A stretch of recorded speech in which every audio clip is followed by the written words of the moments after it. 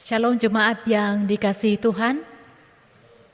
Kita bersyukur untuk anugerah Allah di dalam kehidupan kita, sehingga pada saat ini kita bisa datang menghampiri Tuhan. Kita akan belajar firman Tuhan pada hari ini, namun sebelum kita belajar firman Tuhan, kita tundukkan kepala, kita berdoa. Bapa kami yang bertahta di dalam kerajaan sorga, Allah yang kami muliakan dan kami sembah di dalam nama Tuhan kami Yesus Kristus. Kami mengucap syukur ya Tuhan buat segala kebaikan-Mu di dalam hidup kami.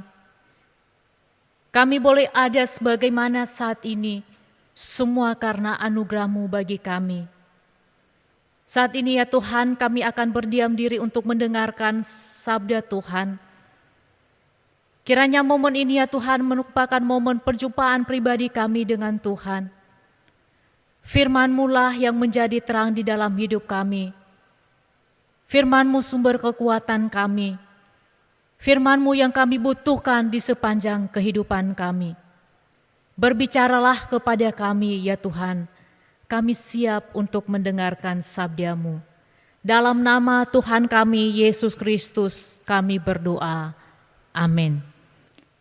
Bapak Ibu yang dikasihi Tuhan, saya mengajak kita membaca satu bagian firman Tuhan pada hari ini yang terambil dari Mazmur 42 ayat yang pertama sampai dengan ayat yang ke-12. Sekali lagi Mazmur 42 ayat yang pertama sampai dengan ayat yang ke-12.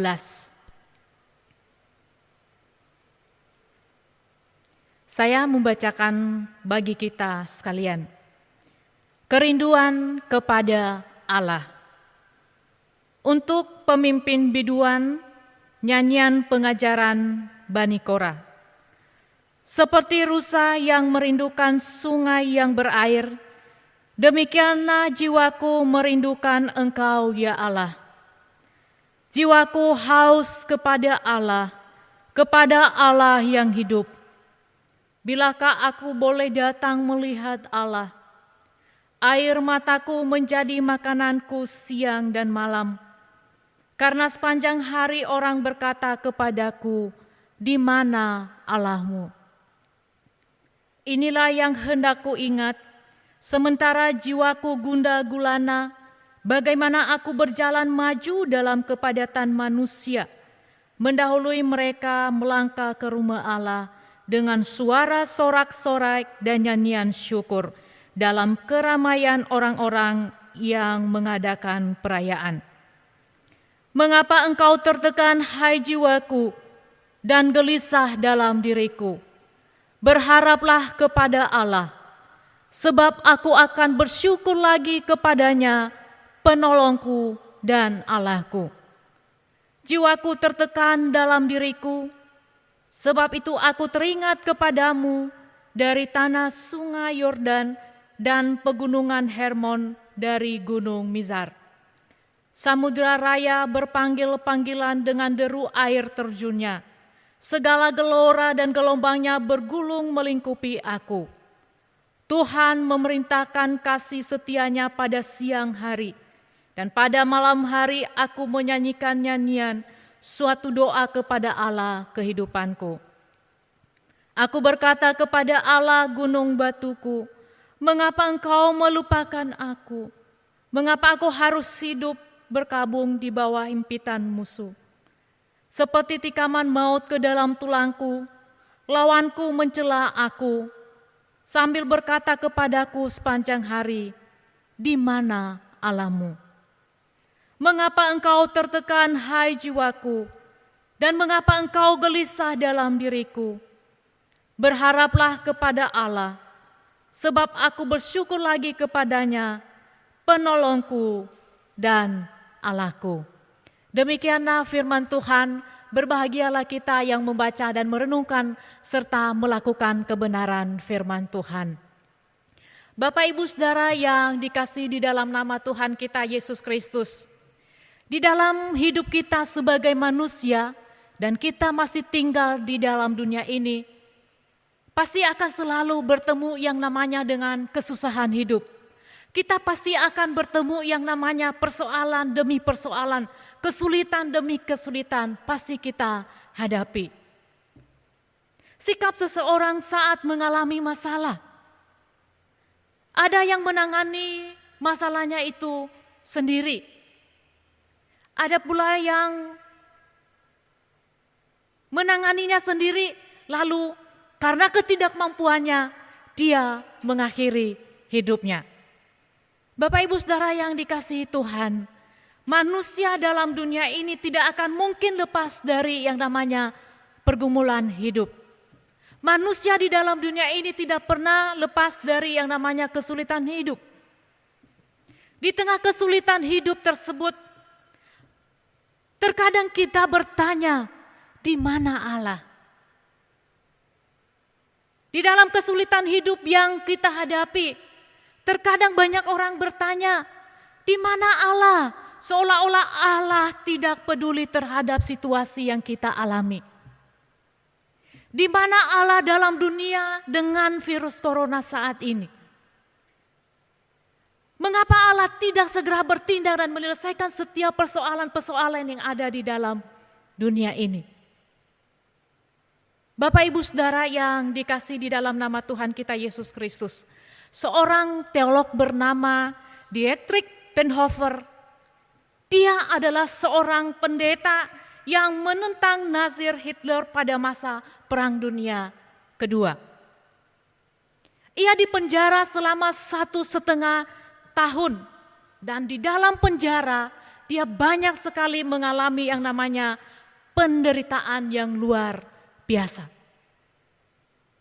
Namun dalam keadaan yang serba susah di dalam penjara, dalam keadaan serba sulit, dalam keadaan serba menderita, ia masih bisa mengarang beberapa buku yang sangat memberkati banyak orang. Bahkan ada seorang tentara Inggris yang bersaksi tentang kehidupan Dietrich Bonhoeffer ini, yang bersama-sama dengan dia juga di penjara pada waktu itu.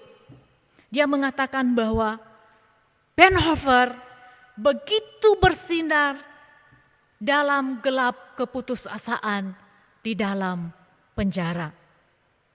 Ia menambahkan, dia mengatakan, jiwanya benar-benar bersinar meskipun hidup di dalam penderitaan dan kesulitan hidup.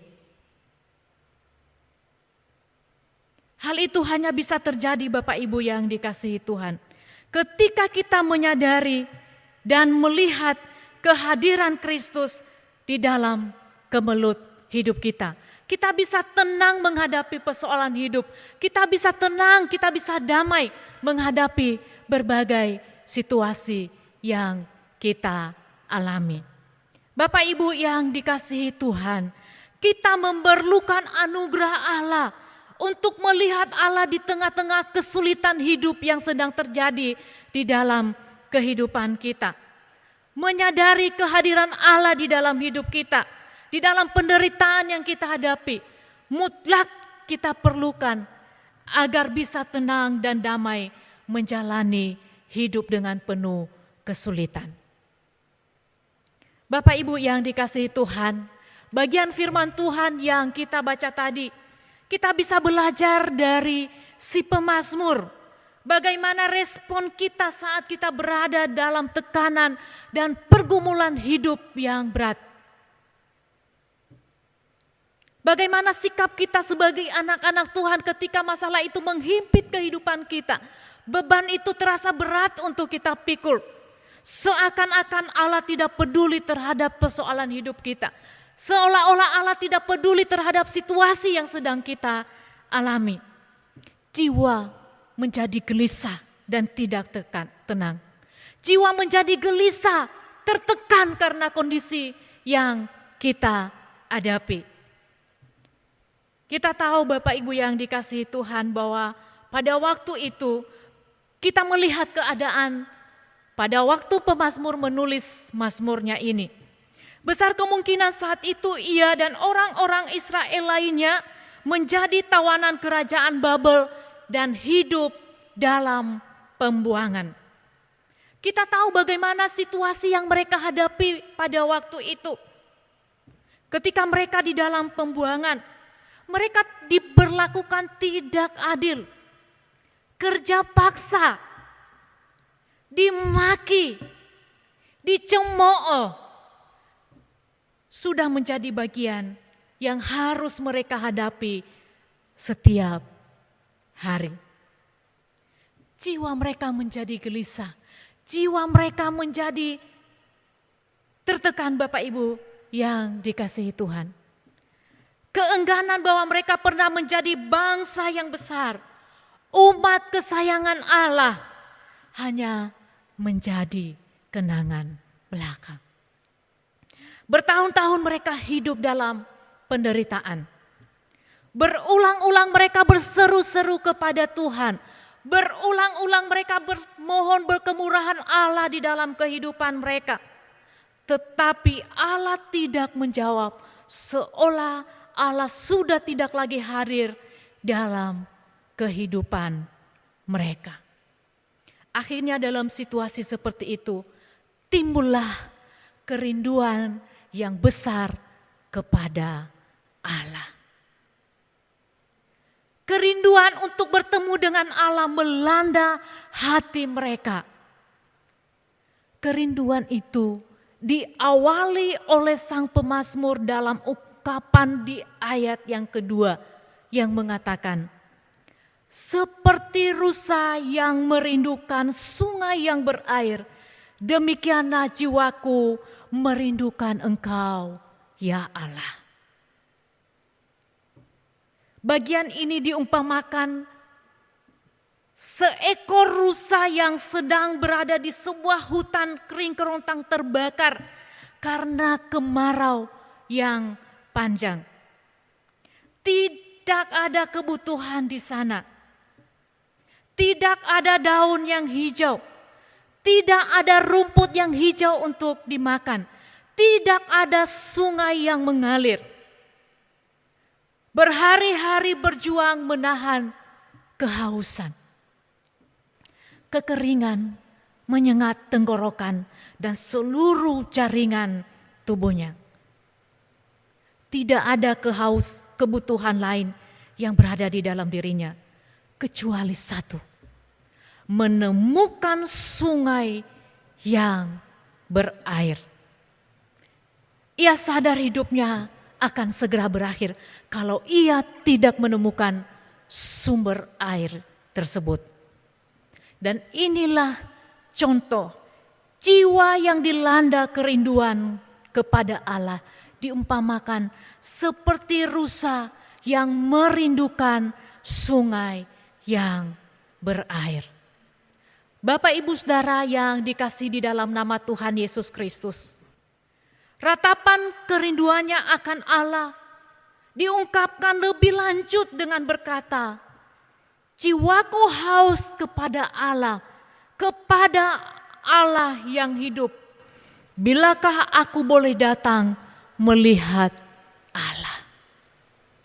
Ada 3 kata Allah yang kita pahami di ayat yang ketiga ini. Tapi satu hal yang menarik di dalam bagian ayat yang ketiga ini, ketika si pemazmur mengatakan, jiwaku haus kepada Allah yang hidup. Perkataan Allah yang hidup di dalam bagian ini melukiskan bahwa Allah adalah pribadi yang hidup, berbeda dengan dewa-dewa Babel yang mati. Ungkapan atau penyataan Allah yang hidup di dalam bagian ini juga menyatakan bahwa Allah adalah sumber kehidupan dari segala jiwa si pemazmur. Ungkapan kepada Allah yang hidup itu merupakan menyatakan bahwa Allah adalah sumber kehidupan dari segala sesuatu, di mana jiwa si pemazmur sendiri bergantung hanya kepada Allah yang hidup. Tanpa Allah yang hidup, hidupnya tidak akan berarti. Tanpa Allah yang hidup, hidupnya akan binasa. Bapak Ibu Saudara yang dikasihi Tuhan, di tengah-tengah keadaan seperti ini, pemazmur bertanya, bilakah aku boleh datang melihat Allah? Bilakah aku boleh datang melihat Allah? Bapak Ibu yang dikasihi Tuhan, ini merupakan suatu penyataan yang lahir karena kebutuhan yang sangat besar dan yang lahir dari kebutuhan yang mendesak. Bilakah aku boleh datang melihat Allah? Bilakah aku boleh datang melihat Allah? Atau ada terjemahan yang lain dikatakan, kapankah aku boleh datang melihat Allah? Bilakah atau kapankah aku boleh datang melihat Allah? Merupakan kehausan si pemazmur itu sudah berlangsung sedemikian lama dan permohonannya sudah disampaikan berkali-kali di hadapan Allah. Namun respon dari Allah tak pernah ada. Sekarang Israel baru sadar, Bapak Ibu yang dikasihi Tuhan. Mereka baru bisa melihat dan menghargai apa arti bersekutu dengan Allah. Dulu mereka mengabaikan Allah. Dulu mereka tidak menghiraukan tentang Allah. Dulu mereka tidak menaruh perhatian kepada firman Allah. Dulu mereka tidak menaruh perhatian kepada teguran Allah. Dulu mereka tidak menaruh perhatian kepada kasih setia Allah. Sekarang mereka baru paham bahwa bersekutu dengan Tuhan itu merupakan satu anugerah. Mereka tidak mempunyai hak apapun lagi untuk memaksa Allah merespon mereka dalam kondisi mereka sekarang ini. Bapak Ibu Saudara yang dikasihi Tuhan, pemazmur hanya bisa mengharapkan belas kasihan Tuhan dan meratapi kerinduannya untuk bertemu dengan Allah yang hidup. Ia melanjutkan pernyataannya, dia mengatakan, air mataku menjadi makananku siang dan malam, karena sepanjang hari orang berkata, di mana Allahmu? Sepanjang hari orang berkata, di mana Allahmu? Di dalam pembuangan, mereka menerima perlakuan tidak adil, termasuk tekanan untuk menyembah dewa-dewa orang Babel. Ketika si pemazmur berusaha mempertahankan imannya, orang-orang di sekelilingnya mencemooh dia. Di manakah Allahmu? Cemooh di manakah Allahmu? Menghancurkan hati si pemazmur. Karena itu ia berkata, air mataku menjadi makananku siang dan malam. Artinya apa Bapak Ibu? Bahwa sepanjang hari ia berduka. Sepanjang hari ia dirundung kesedihan yang begitu hebat. Tapi Allah entah kemana. Bapak Ibu Saudara yang dikasih di dalam nama Tuhan kita Yesus Kristus. Ayub, seorang yang saleh, seorang yang taat, seorang yang takut Tuhan, pernah merasakan kehilangan Allah dalam kehidupannya. Di tengah-tengah kesusahan dan duka cita yang dihadapi oleh Ayub, Ayub pernah mengeluh. Ayub 23 ayat yang ke-8 sampai dengan ayat yang ke-9 berbunyi demikian. Sesungguhnya kalau aku berjalan ke timur, ia tidak di sana. Kalau ke barat, tidak kudapati dia. Di utara, ku cari dia, ia tidak tampak. Aku berpaling ke selatan, aku tidak melihat dia. Bahkan Yesus sendiri pernah mengalami ketidakhadiran Allah justru pada saat ia sekarat disalib. Ia menjerit dan dia berkata, "Allahku, Allahku, mengapa engkau meninggalkan aku?" Bapak Ibu Saudara yang dikasihi Tuhan, kita bisa memiliki pengalaman yang sama seperti mereka, yaitu perasaan ditinggalkan oleh Allah. Dalam kondisi yang seperti ini, kita sudah berdoa. Kita sudah meratap kepada Tuhan. Kita sudah menyampaikan permohonan kita berulang-ulang kepada Tuhan. Tapi tidak ada jalan keluar sama sekali. Bapak Ibu yang dikasihi Tuhan, jangan berhenti sebatas meratap ketika menghadapi persoalan hidup. Sekali lagi, jangan berhenti sebatas meratap ketika menghadapi persoalan hidup. Tetapi majulah sambil terus berharap kepada pertolongan Tuhan. Itu yang dilakukan oleh si pemazmur. Dan Tuhan juga menginginkan kita seperti itu. Tidak hanya sebatas meratap ketika kita menghadapi pergumulan, meratap dan meratap di hadapan Allah. Tidak sebatas itu.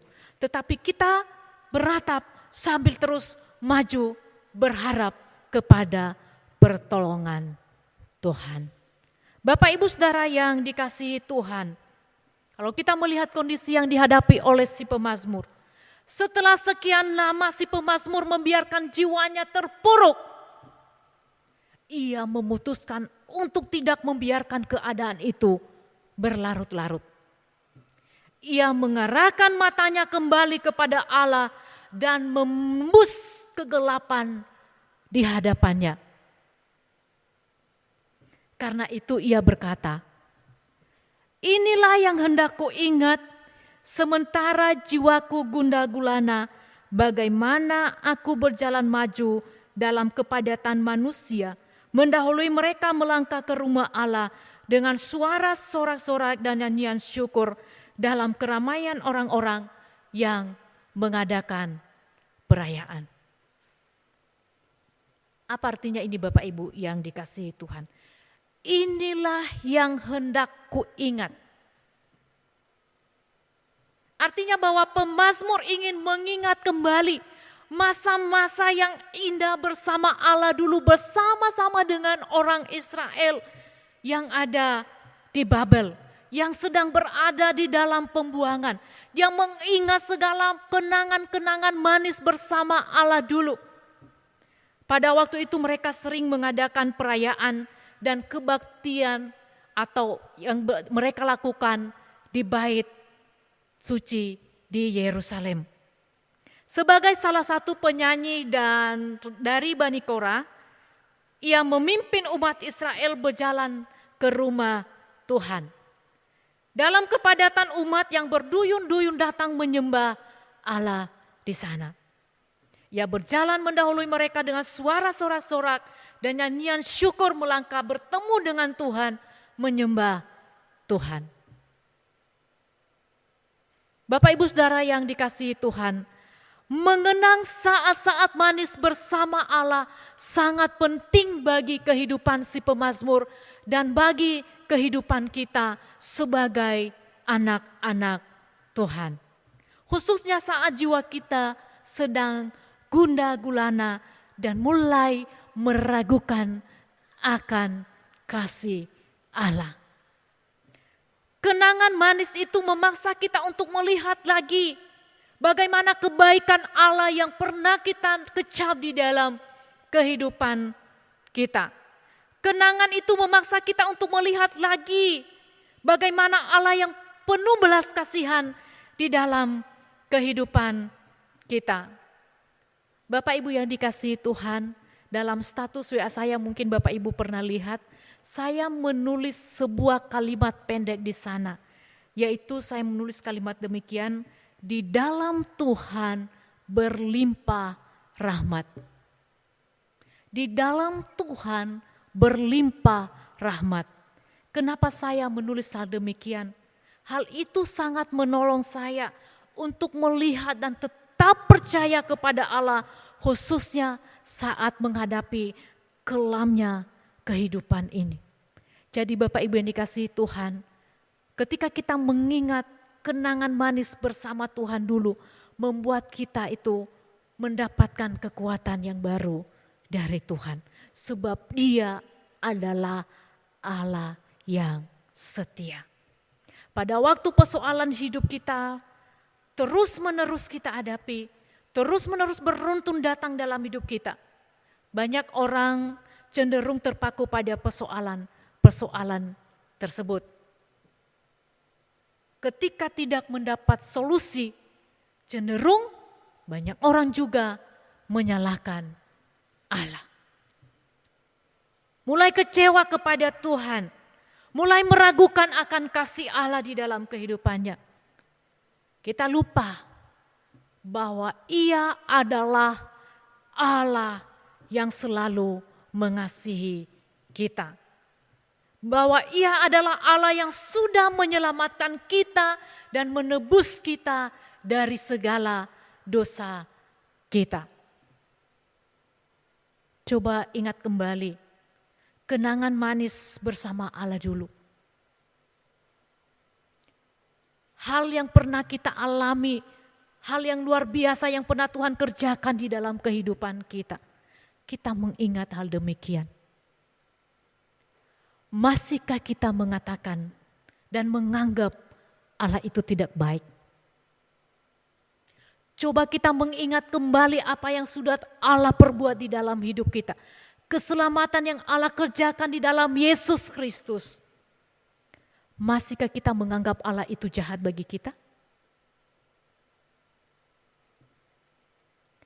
Bapak Ibu Saudara yang dikasihi Tuhan, kita belajar dari si pemazmur.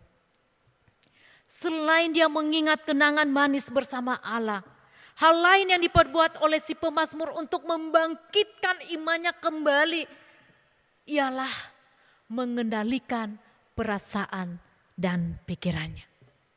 Mengendalikan perasaan dan pikirannya. Di ayat yang ke-6a dan juga ayat yang ke-12 kita bisa melihat di sana apa yang dikatakan oleh si pemazmur. Dikatakan demikian. Mengapa engkau tertekan hai jiwaku dan gelisah dalam diriku? Selama ini diri si pemazmur dikuasai oleh perasaannya sehingga imannya itu terombang-ambing. Namun Bapak Ibu, setelah dia mengingat kembali kenangan manis bersama dengan Tuhan dulu, ia memperoleh keyakinan bahwa selama ini Allah adalah pribadi yang setia. Selama ini Allah adalah pribadi yang baik. Ia menegur jiwanya. Mengapa engkau tertekan hai jiwaku dan gelisah dalam diriku? Pemazmur menyadari bahwa ia tidak boleh dikendalikan lagi oleh pikiran dan perasaannya. Karena hal itu hanya bisa membuat si pemazmur terus berada di dalam kemelut hidup. Bapak Ibu Saudara yang dikasihi Tuhan, seorang yang bernama Jerry Bridges, seorang tokoh dari Navigator pernah berkata demikian. Ketika kita menghadapi situasi yang sulit, emosi kita menguasai hati kita. Ketika kita merasa Allah jauh, maka Allah akan menjadi sangat jauh. Ketika kita merasa kesepian, maka Allah tidak akan beserta kita. Oleh karena itu Bapak Ibu yang dikasihi Tuhan, bila iman kita didasarkan atas perasaan, bukan pada pikiran atau pengenalan yang kokoh akan Allah, sulitlah bagi kita untuk mempunyai iman yang stabil dalam menghadapi persoalan hidup. Bapak Ibu yang dikasihi Tuhan, selain mengingat kenangan manis bersama Allah yang membuat jiwa si pemazmur itu bangkit kembali, hal lain yang dia lakukan adalah si pemazmur mengatakan di ayat yang ke-6, berharaplah kepada Allah. Berharaplah kepada Allah. Bapak Ibu yang dikasihi Tuhan, di dalam bagian ini ketika dia mengatakan bahwa berharaplah kepada Allah, ia bangkit dari perasaan mengasihi diri sendiri dan kembali mempercayakan Allah seluruhnya dalam kehidupannya. Walaupun doanya belum terjawab, permohonannya juga belum terpenuhi, keadaan belum berubah sama sekali, ia beriman bahwa Allah sanggup menolong dia. Dia tetap percaya bahwa Allah sanggup mengubah keadaannya suatu saat nanti. Bapak Ibu yang dikasihi Tuhan, itulah sebabnya ia berkata, sebab aku akan bersyukur lagi kepadanya, penolongku dan Allahku. Di ayat yang ke-6 bagian B. Sebab itu aku akan bersyukur kembali kepadanya, penolongku dan Allahku.